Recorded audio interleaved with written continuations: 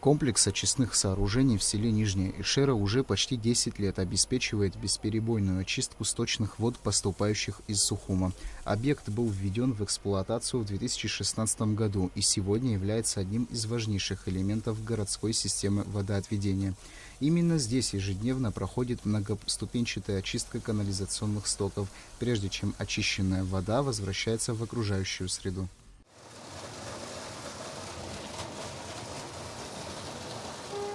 Процесс очистки состоит из нескольких этапов. На первом этапе специальные решетки задерживают крупный бытовой мусор. Затем сточные воды проходят через песколовки, где удаляются песок и другие тяжелые механические примеси.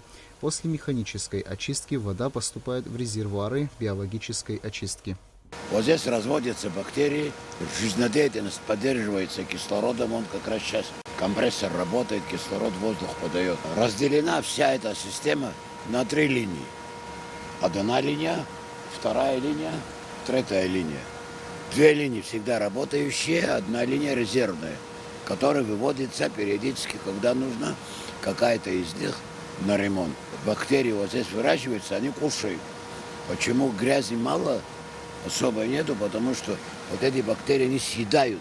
Затем вода проходит процесс вторичного отстаивания, после чего переходит в контактный резервуар, где смешивается с хлором, который убивает те самые бактерии, ранее ее очищавшие, и вода становится чистой. Туда перекачивают. Вот вы сейчас видите очищенную воду.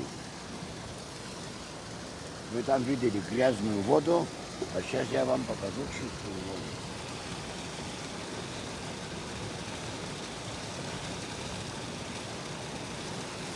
Вот, пожалуйста. Вот чистая вода, которая сегодня идет в море. В принципе, если я сейчас его в стакан налью, от питьевой воды на внешний вид не отличается.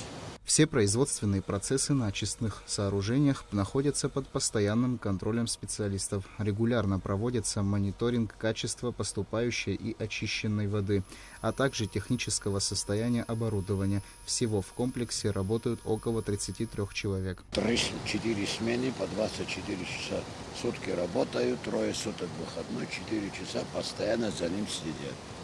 Вот это все. Это от жителей нашего города.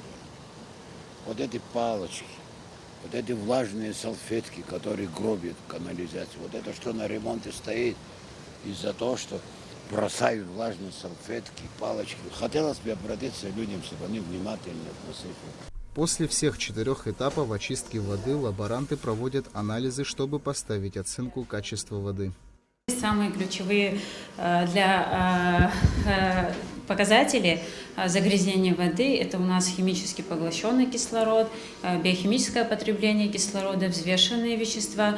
Они показывают процент загрязнения воды, насколько вода очистилась. Процент очистки у нас доходит до 90%. 90-95%, можно сказать, уже даже 100%. Сегодня комплекс продолжает работать в круглосуточном режиме, ежедневно принимая и очищая сточные воды.